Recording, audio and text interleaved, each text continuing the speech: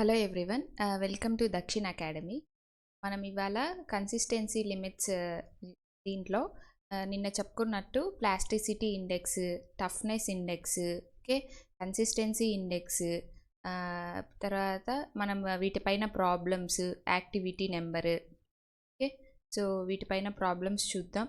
ఇవి ఎగ్జామ్కి చాలా ఇంపార్టెంట్. సింపుల్ ఫార్ములే మనం జస్ట్ ఆ ఫార్ములాలో ఇచ్చిన ఆ లిమిట్, వాటర్ కంటెంట్ ఏంటి, లిక్విడ్ లిమిట్, ప్లాస్టిక్ లిమిట్ ఇస్తే మనం సబ్స్టిట్యూట్ చేసి మనం వాల్యూ కనుక్కోవడం, లేదంటే అది ఏ స్టేట్లో ఉంది కనుక్కోవడం. ఓకే, సో ఇంత సింపుల్ ప్రాబ్లమ్స్ కాబట్టి ఇవి ఖచ్చితంగా చూసుకోవాలి. సో ఫస్ట్ది ఏంటి అంటే ప్లాస్టిసిటీ ఇండెక్స్. ప్లాస్టిసిటీ ఇండెక్స్ అంటే ఫార్ములా ఏంటి అంటే, ఇప్పుడు ప్లాస్టిసిటీ ఇండెక్స్ అంటే ఇది range of water content over which, ఇది మనకు ష్రింకేజ్ లిమిట్ కదా, ఇది ప్లాస్టిక్ లిమిట్, ఇది liquid limit. Okay, range of water over which the soil is in plastic state.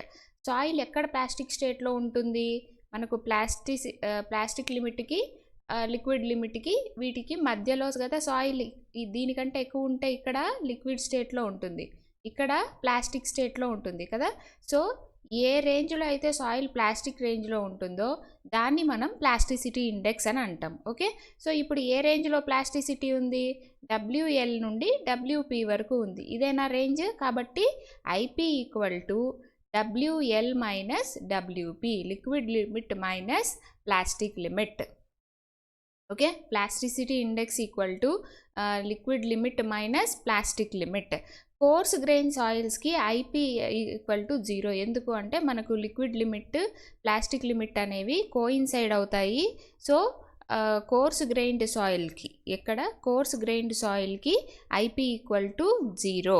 Okay, తర్వాత ఇప్పుడు IP WP greater than WL అని ఇచ్చారనుకోండి క్వశ్చన్లో, అంటే ఏంటి, ఈ WL కంటే WP ఎక్కువ అన్నట్టు. ఇది జరగదు కాబట్టి మనకు IP అనేది నెగటివ్ వచ్చినా కూడా మనం క్యాలిక్యులేట్ చేసేటప్పుడు IP నెగటివ్ వచ్చిందనుకోండి, IP ఈక్వల్ టు 0 అని తీసుకోవాలి. ఓకే, మనకు ప్లాస్టిసిటీ ఇండెక్స్ అనేది ఎప్పుడు నెగటివ్ ఉండదు, అంటే plastic limit greater than liquid limit అవ్వదు. ఓకే, సో ఇదొకటి గుర్తుపెట్టుకోవాలి.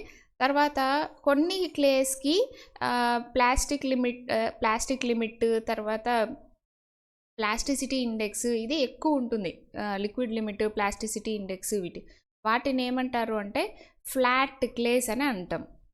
ఓకే, ఎప్పుడు IP అనేది ఎక్కువ ఉంది అంటే. అదే లీన్ క్లేస్ అంటే ఏంటి అంటే, మనకు ప్లాస్టిసిటీ ఇండెక్స్ కనుక తక్కువ ఉంది అంటే దాన్ని లీన్ క్లేస్ అని అంటాం. Okay, so next plasticity index తర్వాత ష్రింకేజ్ ఇండెక్స్. ఈ ష్రింకేజ్ ఇండెక్స్ అంటే ఏంటి, మనకు ఎలాగైతే ఇప్పుడు గ్రాఫ్లో మనం తీసుకున్న తర్వాత ఇక్కడ ప్లాస్టిసిటీ ఇండెక్స్ అనుకున్నాం కదా, అదే సాయిల్ అనేది ఇక్కడ ఏ స్టేట్లో ఉంటుంది, సెమీ సాలిడ్ స్టేట్లో ఉంటుంది కదా. సో సెమీ సాలిడ్ స్టేట్లో ఎక్కడెక్కడ దేనికి మధ్యలో ఉంటుంది, ష్రింకేజ్ లిమిట్, ప్లాస్టిక్ లిమిట్ మధ్యలో ఉంటుంది. సో ఈ రేంజ్ని ష్రింకేజ్ ఇండెక్స్ అని అంటాం, ఈ రేంజ్ని. సో అంటే ఎంత, plastic limit minus shrinkage limit.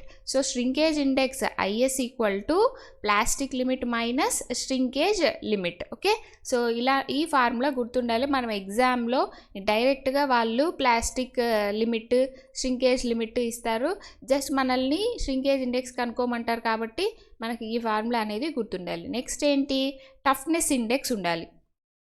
ఈ టఫ్నెస్ ఇండెక్స్ మనం shear strength of the soil at different water contents measure చేసుకోవడానికి హెల్ప్ అవుతుంది. ఓకే, సో మనకి ఈ formula toughness index IT equal to, so very important, toughness index IT equal to plasticity index divided by flow index. నిన్న క్లాస్లో, last క్లాస్లో మనం flow index అంటే ఏంటి అనేది చెప్పుకున్నాం. ఫ్లో ఇండెక్స్ అంటే ఎలా తీసుకున్నాం, W1 minus W2 by log 10 into N2 by N1 అనేది తీసుకున్నాం కదా. సో W2 మైనస్ ఏది ఎక్కువ ఉంటే అందులో నుండి మనం మైనస్ చేసేస్తాం. ఓకే.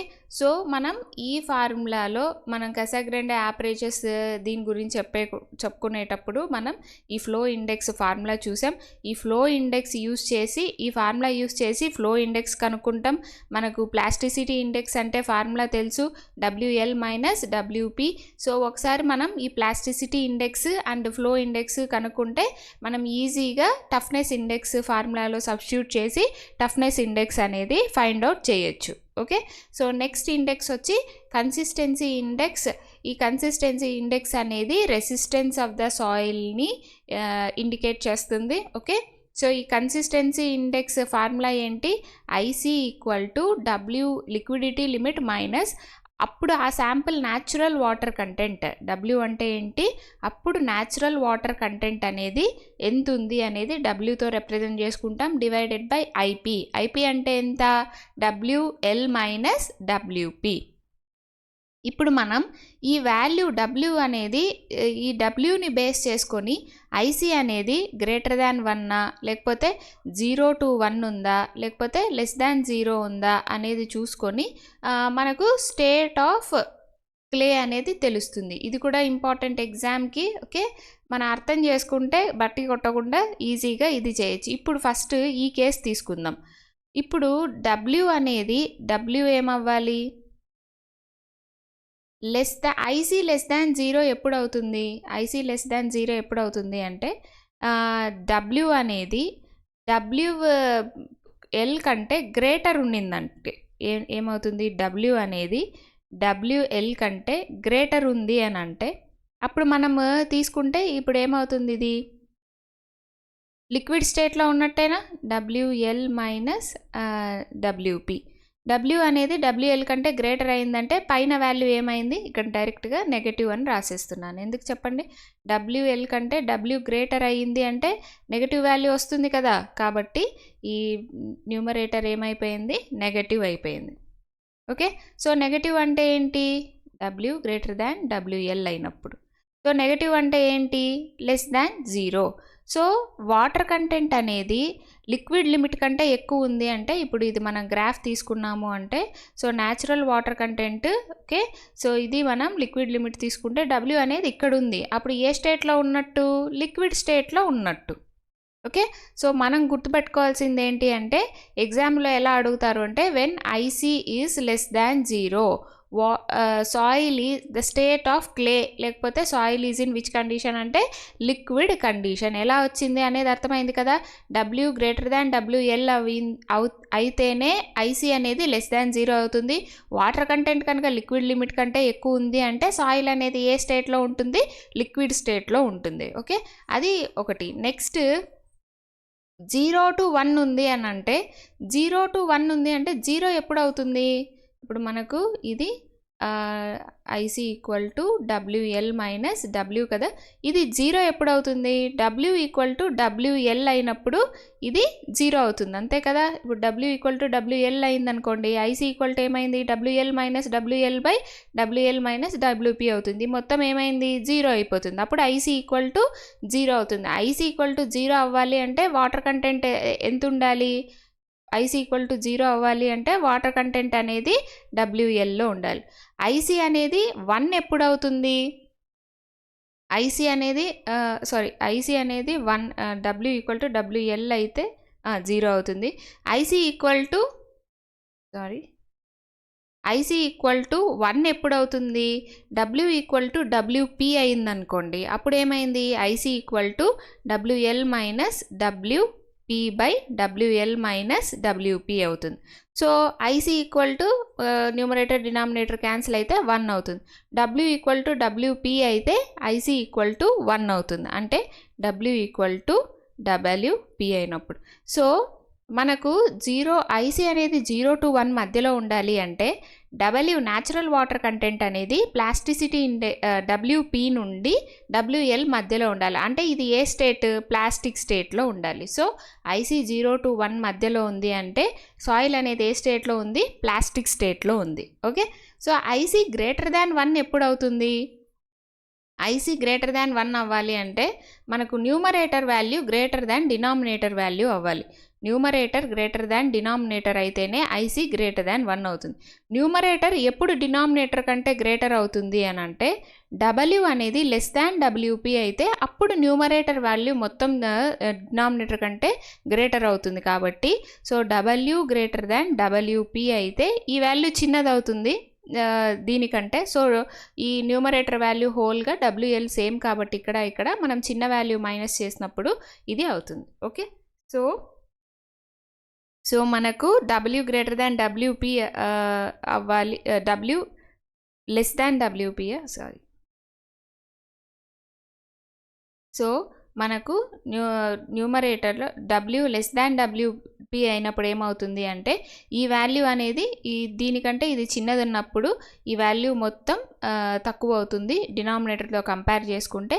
అప్పుడు మనకి ఏమవుతుంది ఐసీ గ్రేటర్ దాన్ 1 అవుతుంది. Okay, so numerator greater than D అంటే ఈ వాల్యూ చిన్నది అవ్వాలి, అప్పుడు మొత్తం ఈ వాల్యూ పెద్దది అవుతుంది న్యూమరేటర్ డినామినేటర్తో కంపేర్ చేసుకుంటే. సో ఐసీ గ్రేటర్ దాన్ 1 అవుతుంది, అది okay. So solid.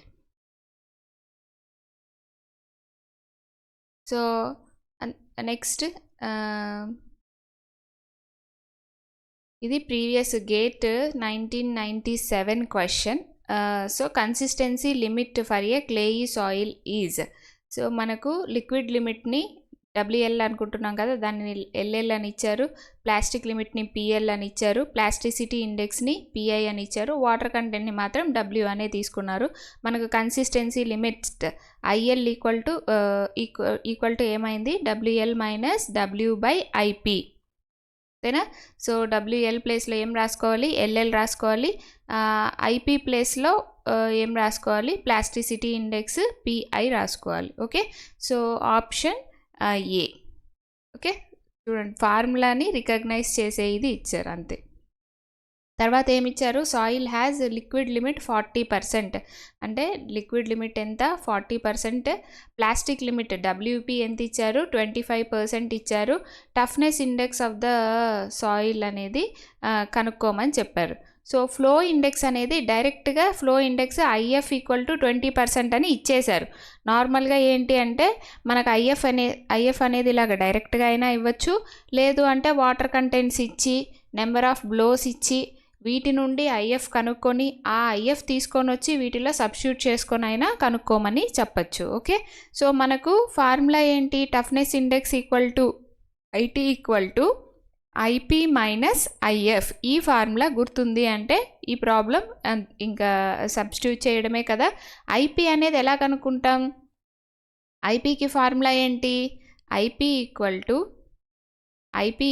To liquid limit minus plastic limit. So IP equal to ఏమవుతుంది 40 మైనస్ 25 ఈక్వల్ టు 15% అయింది కదా. So next IP equal to if equal to 20% అని క్వశ్చన్లోనే ఇచ్చారు. So toughness index equal to ఏమవుతుంది, IP అనేది 15% divided by if అనేది 20%. So మనకి ఎంత వస్తుంది, అరౌండ్ 0.75 అలా వస్తుంది అనుకుంటాను, చెక్ చేయండి. సో ఫార్ములా అయితే ఏంటి, IP equal to IT equal to plasticity index divided by IF. Okay, so next అంతే కదా, 3/4 అంటే 75%. ఓకే, సో నెక్స్ట్ లిక్విడిటీ ఇండెక్స్కి ఫార్ములా ఏంటి అంటే IL equal to W minus WP by IP. దీన్ని ఇది గుర్తుపెట్టుకోండి. ఓకే, సో కన్ఫ్యూజ్ అవ్వకూడదు. Consistency index equal to WL minus W by IP. Okay, liquidity index equal to W minus WP by IP. ఈ రెండు summation ఎప్పుడు 1 అవుతుంది. Okay, 100% ఇది అవుతుంది. సో ఇప్పుడు మనం ఎలాగైతే మన కన్సిస్టెన్సీ లిమిట్కి నేను రేంజెస్ 0 లెస్ దాన్ 0 ఎలా అవుతుంది, 0 to 1 ఎలా అవుతుంది, గ్రేటర్ దాన్ 1 ఎలా అవుతుంది. సో లెస్ దాన్ 0 బట్టి అది ఏ స్టేట్లో ఉంది అనేది ఎలా అయితే చెక్ చేసుకున్నామో సేమ్ అలానే లిక్విడిటీ ఇండెక్స్ని కూడా దాని వాల్యూని బట్టి అది ఏ స్టేట్లో ఉంది అనేది చెక్ చేసుకోవచ్చు మనం. ఓకే, సో ఇప్పుడు ఐపీ అనేది ఇప్పుడు ఫర్ ఎగ్జాంపుల్ ఐఎల్ అనేది <0 > 1 ఉంది కదా. ఐపీ అంటే మనం ఏం రాసుకోవచ్చు, WL - WP రాసుకుంటాం. సో ఎప్పుడు <1 అవుతుంది, W అనేది WL అయినప్పుడు మాత్రమే <1 అవుతుంది. అప్పుడే మనకు డినామినేటర్ కంటే న్యూమరేటర్ వాల్యూ ఎక్కువ అవుతుంది. ఎప్పుడు W WL అయితేనే మనకు న్యూమరేటర్ వాల్యూ అనేది డినామినేటర్ అవుతుంది, IL అనేది <1 అవుతుంది. సో లిక్విడ్ లిమిట్ కంటే water content, natural water content ఎక్కువ ఉండాలి కాబట్టి అది <1 అవ్వాలి. అంటే అప్పుడు సాయిల్ ఏ స్టేట్లో ఉన్నట్టు, ఓకే. వాటర్ అనేది ఎలా ఉంది ఇప్పుడు, WL ఇదంటే W అనేది WL అంటే ఇటు పక్కకు రావాలి వాటర్, న్యాచురల్ వాటర్ కంటెంట్ ఆ సాయిల్లో. సో సాయిల్ అనేది ఎలా ఉంది, లిక్విడ్ స్టేట్లో ఉంది. ఓకే. సో <0 ఎప్పుడు అవుతుంది, వాటర్ కంటెంట్ అనేది <0 ఎప్పుడు అవ్వాలి, W అనేది WP W అయితే అప్పుడు ఇది అనేది నెగటివ్ అవుతుంది, అంతేనా. ఈ WP అనేది గ్రేటర్ అయిందనుకోండి, WP వాటర్ కంటే గ్రేటర్ అవ్వాలి. అంటే ఏంది, W WP అయితేనే ఇది IL అనేది నెగటివ్ అవుతుంది, అంతేనా. ఇప్పుడు సపోజ్ మనం ఇది గ్రాఫ్ తీసుకున్నాము, ఓకే. సో ఇది ష్రింకేజ్ లిమిట్, ఇది ప్లాస్టిక్ లిమిట్, ఇది లిక్విడ్ లిమిట్ అనుకుంటే మన వాటర్ కంటెంట్ ఇక్కడ ఉంటేనే మనకేమవుతుంది, అది semi plastic are solid. Okay, రెండు ఏదైనా తీసుకోవచ్చు. సో ఇప్పుడు చూడండి, ఈ వాటర్ అనేది మనకు ఈ ష్రింకేజ్ లిమిట్కి ఈ వాటర్ కంటెంట్ అనేది WP కంటే తక్కువ ఉంటేనే నెగటివ్ అవుతుంది. కాబట్టి వాటర్ అనేది సాయిల్ అనేది ఏ స్టేట్లో ఉంటుంది, సెమీ ప్లాస్టిక్, సెమీ సాలిడ్ స్టేజ్లో ఉంటుంది. ఓకే. సో ఇలాగా ఈ వాటర్ అనేది ఎంతైనా ఉండొచ్చు, వాటర్ కంటెంట్ W అనేది గ్రేటర్ అవ్వాలి, మనకు నెగటివ్ అవ్వాలి అని అంటే అంతే. Okay. So semi solid or solid స్టేట్లో ఉంటుంది. ఈ 0 to 1 కూడా మీరు చెక్ చేసుకోండి. ఇంకొకటి ఏంటి అంటే, ఇది ఎలా వచ్చింది, <1 అయితే సాలిడ్ ఎందుకు, <1 అయితే ఇది ఎందుకు, ఇలాంటివి మీరు చెక్ చేసుకోవాలి రేంజ్ని బట్టి. కానీ ఎగ్జామ్లో మాత్రం మీకు ఇవి గుర్తుపెట్టేసుకోవడం బెటర్. ఇది దీనికి బోత్ కన్సిస్టెన్సీ ఇండెక్స్కైనా లేకపోతే నెక్స్ట్ లిక్విడిటీ ఇండెక్స్కైనా ఈ వాల్యూస్ గుర్తుపెట్టుకునేసి 0 ఉంటే ఎంత, <1 ఉంటే ఎంత, 0 to 1 ఉంటే ఎంత అనేది సాయిల్ కండిషన్ని ఐడెంటిఫై చేయడం గుర్తుపెట్టుకుంటే మనం దీనికోసం మళ్ళీ డిరైవ్ చేసుకుంటూ ఎక్కువ టైం స్పెండ్ చేయక్కర్లేదు. ఓకే. సో మనకిప్పుడు లిక్విడిటీ ఇండెక్స్ అంటే తెలిసింది కదా. నెక్స్ట్ ఫార్మ్ ఇది చూద్దాం. ఎంత ఇచ్చారు, లిక్విడ్ లిమిట్ అంటే ఏంటి, WL అనేది 35 ఇచ్చారు, WP 20%, న్యాచురల్ వాటర్ కంటెంట్ ఎంత 25%. ఓకే. సో మనల్ని మ్యాచ్ ద ఫాలోయింగ్ చేసుకోమని చెప్పారు. సో లిక్విడిటీ ఇండెక్స్ అంటే ఏంటి, లిక్విడిటీ ఇండెక్స్ అంటే WIL. సో ఇందాకే మనం చూసాం లిక్విడిటీ ఇండెక్స్ అంటే ఏంటి, IL = W - WP / IP. So మనం తీసుకుంటాం IL = W - WP / IP. Okay. So first IP కనుక్కోవాలి. IP ఎలా కనుక్కుంటాం, IP = WL - WP అంటే ఎంత, WL 35 - WP ఎంత 20, ఎంత వచ్చింది 15% వచ్చింది. సో మనకు W ఎంత ఇచ్చారు, 25 ఇచ్చారు. సో 25 - WP ఎంత ఇచ్చారు, 20 / 15 అంటే 5/15% మనకు ఇది వస్తుంది. ఓకే. 1/3 అంటే ఎంత, అరౌండ్ 33% మనకు ఇది వస్తుంది. ఓకే. సో జస్ట్ ఫార్ములా ఉంటే మనం ఇచ్చిన వాల్యూస్ సబ్స్టిట్యూట్ చేసుకోవడమే.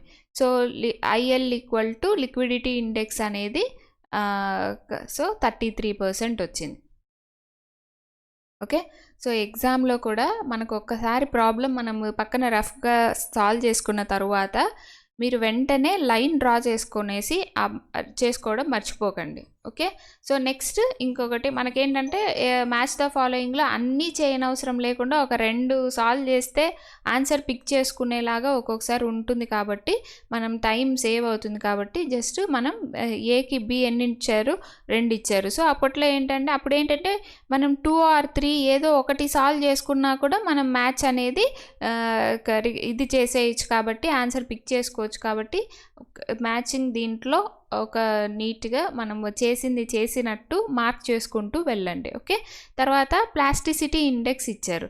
ప్లాస్టిసిటీ ఇండెక్స్ అంటే నథింగ్ బట్ ఏంటి WL minus WP. So WL ఎంత ఇందాక చూసాం 35 మైనస్ ప్లాస్టిసిటీ ఇండెక్స్ ఎంత 20 అంటే 15.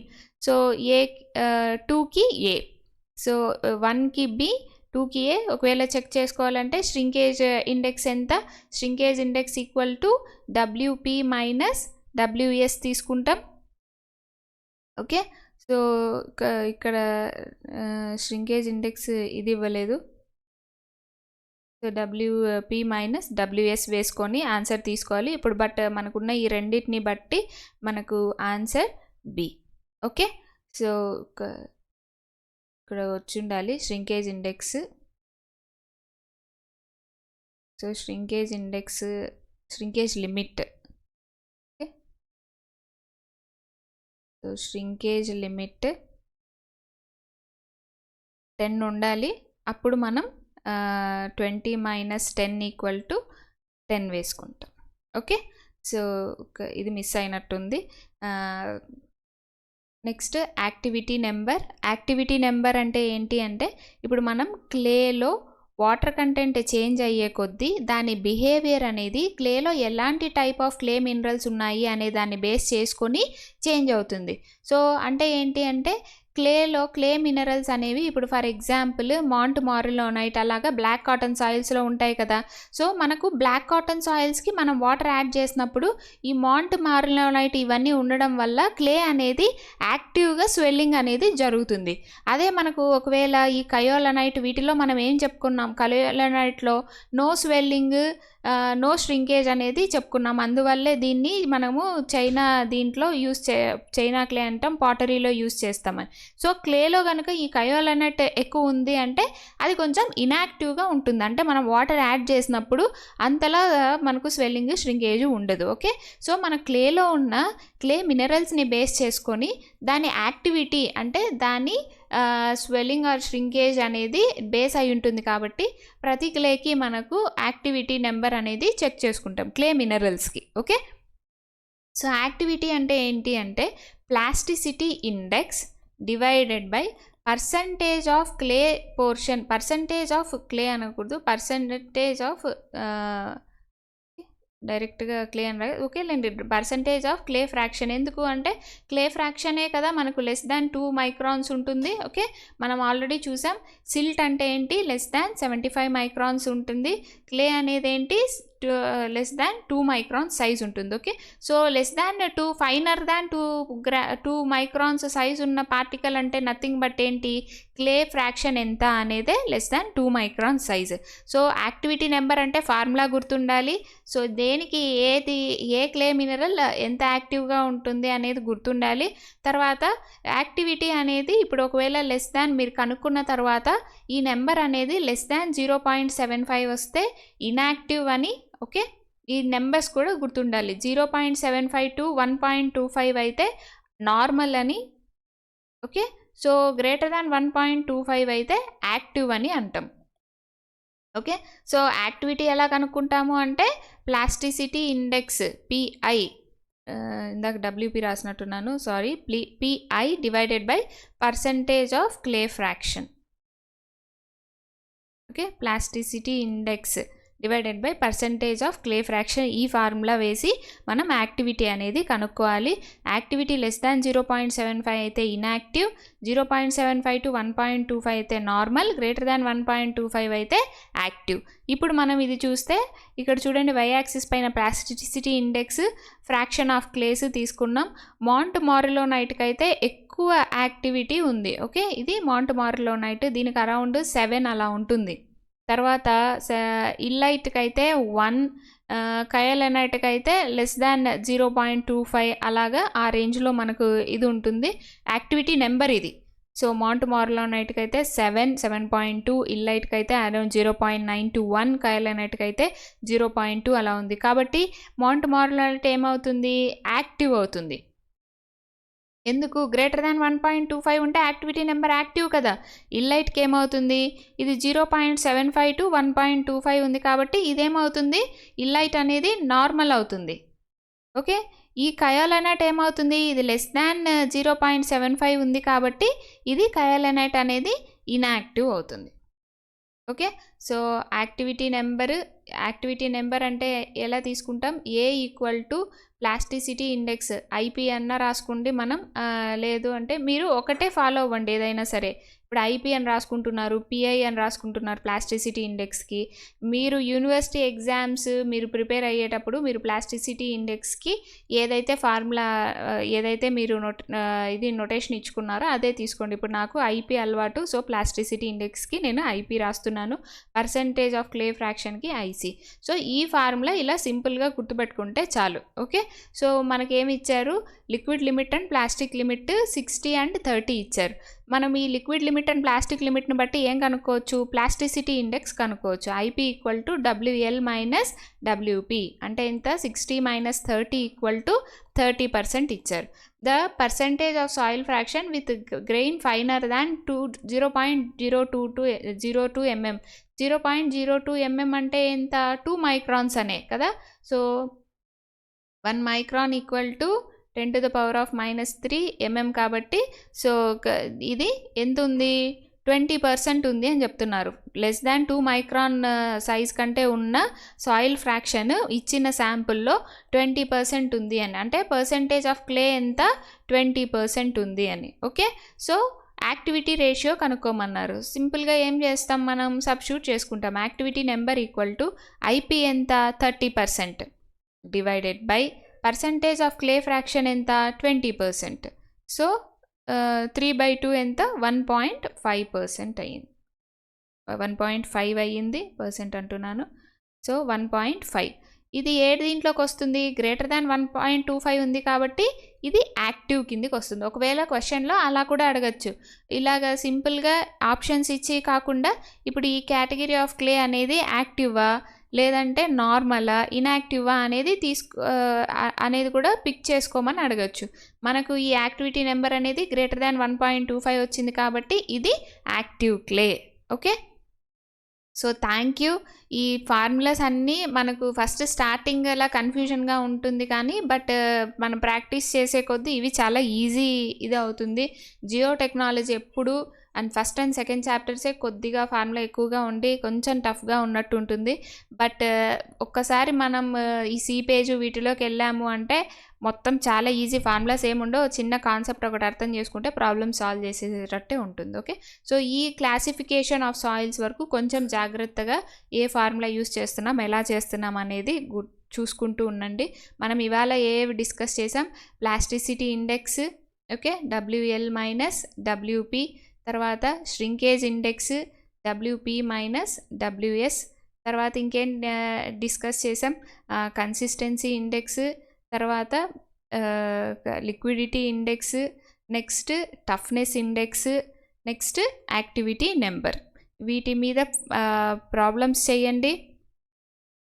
ఈ రేంజ్ ఉంది కదా, ఈ కన్సిస్టెన్సీ ఇండెక్స్, లిక్విడిటీ ఇండెక్స్ ఒక్కసారి మనకు less than 0, 0 to 1, greater than 1 అయితే స్టేట్ ఆఫ్ సాయిల్ అనేది వీటిని బట్టి మనం ఎలా డిసైడ్ చేస్తున్నాం అనేది ఒక్కసారి చెక్ చేసుకోండి.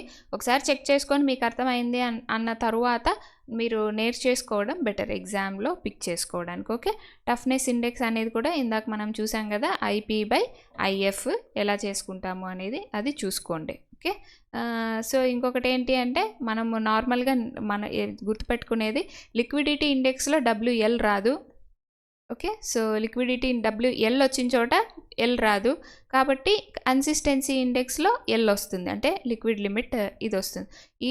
ఇది మనం గుర్తుంది అని అంటే కన్ఫ్యూజన్ లేకుండా మనం లిక్విడిటీ ఇండెక్స్ అంటే ఏం వేసేసుకోవచ్చు, W మైనస్ WP/IP వేసేసుకుంటాం. ఇది L వస్తుంది కాబట్టి L ఎక్కువ ఉంటుంది కాబట్టి L ఇటుపక్క వేసుకొని WL మైనస్ W/IP వేసేసుకుంటాం. ఇలా గుర్తుపెట్టుకోవచ్చు కన్ఫ్యూజన్ లేకుండా. ఐఎల్ ఉన్న చోట ఎల్ ఉంటే ఎల్ రాదు ఇక్కడ. ఓకే, సి ఉన్న చోట ఎల్ వస్తుంది అన్నట్టు.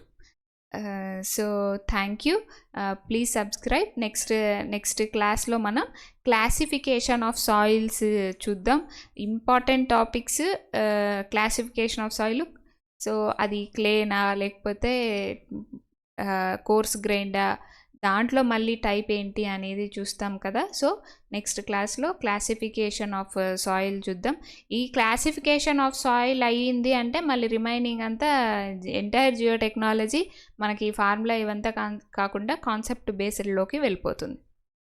అంటే ఇది కూడా కాన్సెప్టే, బట్ ఏంటంటే ఎక్కువగా ఫార్ములా అనేది ఎక్కువ వస్తాయి ఫస్ట్ 2 చాప్టర్స్ వరకు. Okay, so thank you, please subscribe. Thank you.